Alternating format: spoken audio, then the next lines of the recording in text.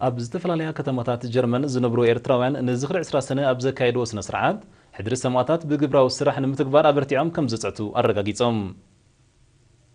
ካብቲ ቦታ ንዝበፅሓና ሓበሬታ ሓይሎም በረቐት ብመልክዕ ፀብጻብ ኣዋሃሂድዎ ኣሎ ይስዕብ። ኤርትራውያን ተቐማጦ ከተማታት በርሊን፣ ካስል፣ ፍራንክፈርት፣ ከለልን ሃይደልበርግን ጀርመን ንትግባር ሕድሪ ሰማዕታት ኣበርቲዖም ከም ዝፅዕቱ ብምኽንያት 20 ሰነ መዓልቲ ሰማዕታት ኤርትራ ኣብ ዘካየድዎ ናይ ዝኽሪ ዕለት ደጊሞም ኣረጋጊፆም።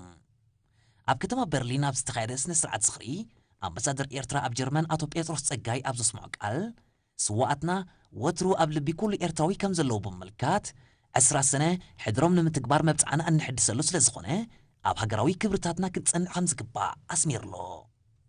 ዝኽርን ሓበን መብፃዕና ግብሪ ኣብ ትሕቲ ዝብል ቴማ ኤርትራውያን ተቐማጦ ፍራንክፈርት ኣብ ዘካየድዎ ብእግሪ ጉዕዞን ጾመ ሰማዕታትን ዝተሰነየ ስነ ስርዓት ተሳተፍቲ ብኣቡነ ዲዮስቆሮስ ረብዓይ ፓትርያርክ ኦርቶዶክሳዊት ተዋህዶ ቤተ ክርስቲያን ኤርትራ እናተመርሑ ጸሎት ሕልና ድሕሪ ምብፅሖም ናይ ምውላዕ ሽምዓ መደብ ኣካይዶም። ኤርትራውያን ተቐማጦ ከለንን ከባቢኣን ብወገኖም ንሰማዕታቶም ሕልናዊ ጸሎት ድሕሪ ምብጻሕ ብበሪኽ ሃገራዊ መንፈስ መትከል ሰማዕታቶም ክኽተሉን ሕድሮም ከጽንዑን ከም ወትሩ ድልዋት ምህላዎም ብምርግጋጽ ንመሰሰኒ ማዕከን ሕድሪ ሰማዕታት ዝውዕል ወፍያታት ከም ዝገበሩ ካብቲ ቦታ ዝበፅሐን ሓበሬታ ኣመልኪቱ።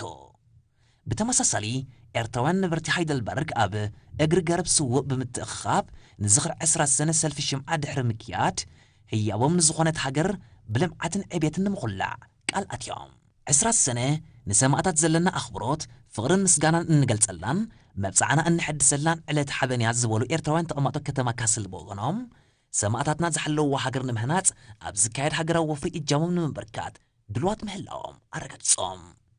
ኣብቲ ናይ ዝኽሪ ዕለት ኣብ ኩለን ከተማታት ኣብ ምንባይ ስድራ ስዋኣት ዝነጥፉ ዘለዉ ዜጋታት ዝተዳለወሎም ወረቐት ምስክር ተዓዲሎም።